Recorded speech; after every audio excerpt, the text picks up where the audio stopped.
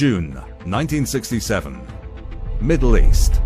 Tensions have been running high for weeks. Egypt's President Nasser had sent in a couple of his divisions to Syria as a symbolic show of Arab unity against Israeli provocation. Stakes are very high on all sides. Egypt has rearmed itself with the help of the Soviets, rebuilt its air force with the latest Soviet-built supersonic MiGs. The Israeli propaganda machine propagated the myth that the nation faced danger of extermination.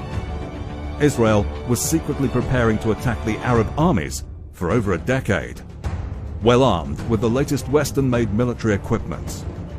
They have built a formidable air force with French-made state-of-the-art supersonic Mirage fighters and other fighters and bomber aircrafts.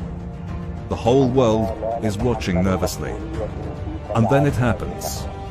Early morning on the 5th of June, Israel makes a preemptive strike on Egypt and delivers a devastating blow. The Egyptian Air Force is all but wiped out on the ground. Their air bases, runways and facilities lay in ruins from heavy aerial bombings by the invading Israeli Air Force.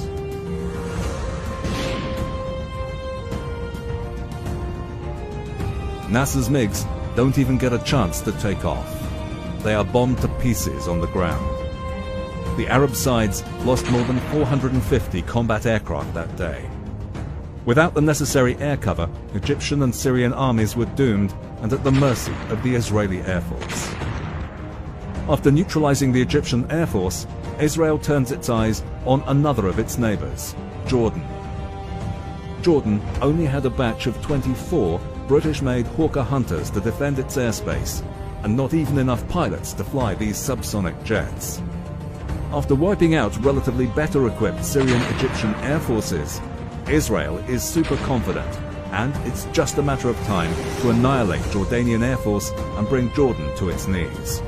So the next wave of Israeli aircraft arrive over the Jordanian sky around midday of June 5th. Should be an easy task for the French-built Mystères and Super Mystères to finish the job and go home. But then, the most unexpected thing happens. A young Pakistan Air Force pilot, flight lieutenant of the then East Bengal origin, had arrived in Jordan 6 months earlier to train their pilots. Fearing the breakout of a war, the ill-prepared Jordanians asked Saiful Azam and his fellow officer, Sarwar Shad, whether they would volunteer to defend Jordan. These young Pakistanis agreed, and Israeli pilots were to get the shock of their life in that attack.